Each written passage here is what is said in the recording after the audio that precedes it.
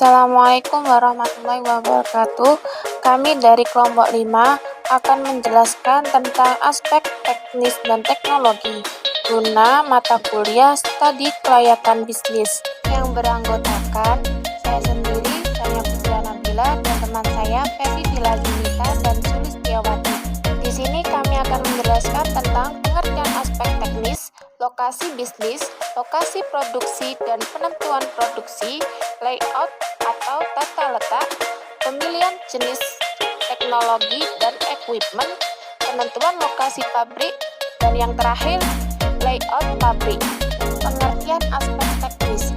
Aspek teknis merupakan kelanjutan dari aspek pemasaran. Peristiwa ini terjadi ketika ide proyek bisnis yang direncanakan menunjukkan peluang dalam pemasaran. Penilaian kelayakan dalam hal ini sangat penting dilakukan sebelum usaha. Penentuan kelayakan teknis usaha menyangkut masalah teknis dan operasional. Jika masalah teknis dan operasional tidak tepat, akan berakibat fatal. Adapun hal-hal yang perlu dicapai pada penilaian teknis, yaitu yang pertama, satu perusahaan bisa memilih lokasi yang sinkron, baik itu lokasi pabrik, gudang, cabang, dan tempat kerja pusat. Yang kedua, perusahaan bisa memilih tata letak sesuai penggunaan proses produksi yang dipilih untuk menaruh efisiensi. Yang ketiga, perusahaan bisa memilih teknologi yang paling cocok untuk produksi. Yang keempat, perusahaan bisa memilih metode persediaan terbaik untuk operasi dari ruang lingkup usaha mereka. Yang terakhir yaitu sanggup memilih kualitas energi kerja yang diperlukan saat ini dan yang akan datang. Lokasi bisnis. Ada 3 faktor primer yang menjadi bahan pertimbangan penentuan lokasi, yaitu yang pertama, taktik pemerintah pada pembangunan proyek industri. Yang kedua, bobot pengaruh letak daerah pemasaran produk dan sumber bahan baku terhadap efisiensi operasi proyek. Yang ketiga yaitu faktor lingkungan setempat. Luas produksi. Luas produksi adalah jumlah produk yang seharusnya diproduksi dalam satu periode untuk mencapai keuntungan optimal.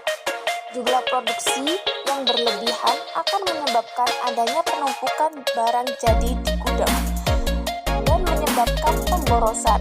Sebaliknya, jika jumlah produksi yang telah sedikit bisa menyebabkan perusahaan tidak mampu memenuhi permintaan pasar dan berakibat kehilangan kesempatan mendapat laba yang optimal. Adapun penentuan luas produksi. Yang pertama, batasan permintaan pasar. Yang kedua, batasan kapasitas mesin. Yang ketiga, batasan jumlah dan kemampuan tenaga kerja. Keempat, batasan kemampuan finansial dan manajemen. Yang kelima, batasan ketersediaan bahan dasar. Yang terakhir yaitu batasan ketersediaan faktor-faktor produksi lain. Adapun metode yang digunakan dalam penentuan luas produksi. Yang pertama yaitu pendekatan konsep marginal cost. Luas produksi optimal akan tercapai pada saat marginal cost dikurangi marginal revenue, di mana marginal cost atau biaya marginal merupakan diferensial total cost atau total biaya, dan marginal revenue atau pendapatan marginal merupakan diferensial dari total revenue atau total penerimaan. Yang kedua, pendekatan break-even point. Luas produksi minimal terletak pada luas produksi ketika perusahaan tidak mengalami laba atau rugi. Atau dengan kata lain, perusahaan berada di titik impas atau break-even point. Dengan diketahui luas produksi pada titik impas, maka bisa ditentukan luas produksi yang memberikan keuntungan optimal. Yang ketiga, pendekatan linear program. Metode ini digunakan jika produk yang dihasilkan lebih dari satu jenis. Jika produk yang dihasilkan terdiri dari 2 jenis, maka menggunakan pendekatan grafik. Namun jika produk yang dihasilkan lebih dari 2 jenis, maka menggunakan pendekatan simplex. Selanjutnya yaitu layout atau tata letak. Tujuan primer layout merupakan optimalisasi pengaturan teknis efektivitas operasi sebagai akhirnya nilai digunakan menjadi maksimum.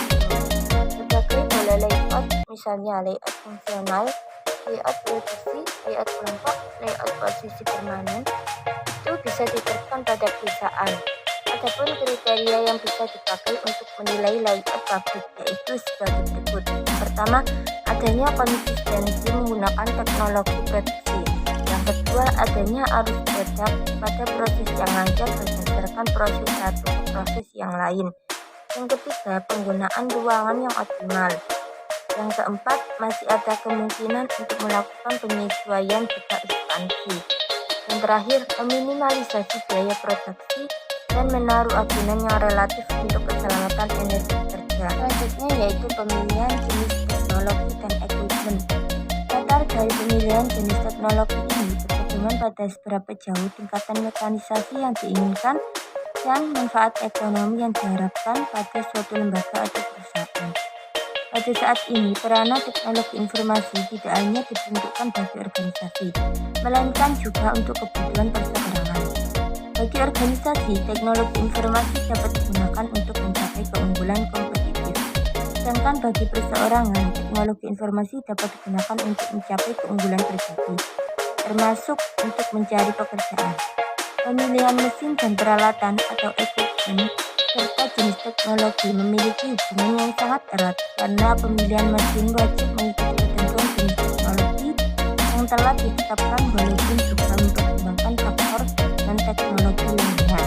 Selanjutnya, macam-macam faktor non-teknologis yaitu diantaranya yang pertama, keadaan infrastruktur dan fasilitas pengangkutan mesin berdasarkan tempat pembongkaran pertama hingga ke lokasi proyek. Yang kedua, keadaan fasilitas pemeliharaan dan pemugaran mesin dan alat-alat yang terdapat di sekitar lokasi proyek. Yang terakhir, kemungkinan memperoleh energi ahli yang akan mengelola mesin dan alat-alat tadi. Selanjutnya yaitu penentuan lokasi pabrik. Faktor-faktor yang perlu dipertimbangkan dalam kegiatan usaha perusahaan diantaranya sebagai berikut. Yang pertama, tersedia tenaga kerja dan tenaga ahli. Yang kedua, tersedianya fasilitas. Yang ketiga, tersedianya transportasi. Yang keempat, tersedianya masukan. Yang kelima, tersedianya jasa. Yang keenam, cocokan tanah dan iklim. Yang ketujuh, peraturan-peraturan regional. Yang kedelapan, ruangan untuk perluasan. Dan yang kesembilan, persyaratan keamanan. Dan yang terakhir, biaya tempat. Selanjutnya yaitu metode-metode dalam penentuan lokasi pabrik. Yang pertama, metode beban skor adalah penentuan suatu lokasi pabrik secara kualitatif. Metode ini adalah metode yang sangat mudah digunakan tetapi hasilnya tidak fiktif atau berdasarkan perasaan atau pandangan seseorang sehingga jarang dipergunakan. Yang kedua yaitu metode perbandingan biaya. Metode ini biasa digunakan untuk membandingkan total biaya masing-masing alternatif lokasi. Selanjutnya yang ketiga yaitu metode break-even point atau BEP. Metode ini adalah salah satu metode yang dapat digunakan untuk menganalisa alternatif pemilihan lokasi pabrik yang optimal. BEP bisa dikatakan bahwa di mana total pendapatan sama dengan total biaya. Yang kelima, metode transportasi. Metode ini merupakan suatu metode yang digunakan untuk mengatur pendistribusian dari beberapa sumber yang menyediakan proses yang sama dari tempat ke tempat yang membutuhkan proses yang optimal. Yang kelima, metode load distance adalah metode yang mempertimbangkan beban pekerja atau load serta jarak atau distance. Lokasi yang dipilih adalah tempat yang meminimumkan jumlah perkalian antara load dan distance. Apabila load distance terkecil berarti dapat mendekatkan tempat-tempat yang loadnya besar. Selanjutnya yang keenam yaitu metode Center of Gravity. Dalam metode Center of Gravity akan dicari koordinat X dan Y dari lokasi pabrik atau perusahaan yang direncanakan dengan menggunakan rata-rata itu. Koordinat X sebesar rata-rata tertimbang dari koordinat X semua titik. Timbangan menggunakan load atau beban kerja masing-masing tempat pabrik atau perusahaan. Selanjutnya layout pabrik. Layout pabrik merupakan keseluruhan bentuk dan penampakan fasilitas-fasilitas yang diperlukan dalam proses produksi. Layout pabrik dibagi menjadi beberapa jenis. Yang pertama, layout garis. Pada layout ini, mesin dan peralatan disusun berdasarkan proses produksi. Layout ini sangat cocok untuk perusahaan yang berproduksi secara terus-menerus dalam jumlah yang besar. Yang kedua, layout fungsional. Pada layout ini, mesin dan peralatan yang fungsinya sama akan dikelompokkan menjadi dalam satu ruangan. Layout ini sangat cocok untuk perusahaan yang berproduksi di mana banyak pesanan yang berbeda, baik dalam bentuk, kualitas, maupun jumlahnya. Dan yang terakhir adalah fixed position layout. Pada layout ini, mesin dan peralatan yang sama akan ditempatkan pada satu lokasi kerja. Layout ini merupakan kombinasi antara layout produk dan layout proses. Dalam menentukan layout pabrik untuk industri manufaktur, harus mempertimbangkan beberapa hal, yaitu layout pabrik, layout kantor, dan layout gedung. Sedangkan untuk menentukan layout pabrik bagi industri jasa harus mempertimbangkan beberapa aspek sebagai berikut. Yang pertama, pertimbangan spasial. Yang kedua, perencanaan ruangan. Yang ketiga, perlengkapan. Dan yang terakhir adalah tata cahaya dan warna. Layout pabrik yang baik memiliki beberapa kriteria sebagai berikut. Yang pertama, konsistensi dengan teknologi produksi yang dipakai. Yang kedua, kelancaran arus pabrik dari satu proses ke proses yang lain. Yang ketiga, optimalisasi pemakaian ruangan. Yang keempat, kemudahan dalam melakukan penyesuaian maupun untuk ekspansi. Yang kelima, minimalisasi biaya produksi. Dan yang terakhir, jaminan keselamatan bagi pekerja. Studi kasus berikut merupakan sebuah gambar yang menjelaskan tentang tata letak serta layout dari McDonald's. Berdasarkan gambar di atas, kita dapat melihat bahwa aspek teknis yang dilakukan oleh McDonald's, yaitu dengan menetapkan lokasi atau tempat yang strategis dan juga banyak dilalui oleh masyarakat, sehingga memungkinkan masyarakat untuk menjangkaunya dengan mudah. Kemudian, selain penetapan lokasi yang strategis, untuk layout atau ruangan yang terdapat dalam McDonald's juga terlihat bersih dan juga mewah. Hal tersebut dilakukan untuk menjamin mutu dan kualitas produk yang ditawarkan oleh McDonald's, sehingga masyarakat atau konsumen merasa nyaman makan di sana tanpa harus mengkhawatirkan kehigienisan makanan atau minuman yang akan mereka makan. Sekian presentasi dari kelompok kami. Mohon maaf apabila ada kesalahan kata yang tidak disengaja. Saya akhiri. Wassalamualaikum warahmatullahi wabarakatuh.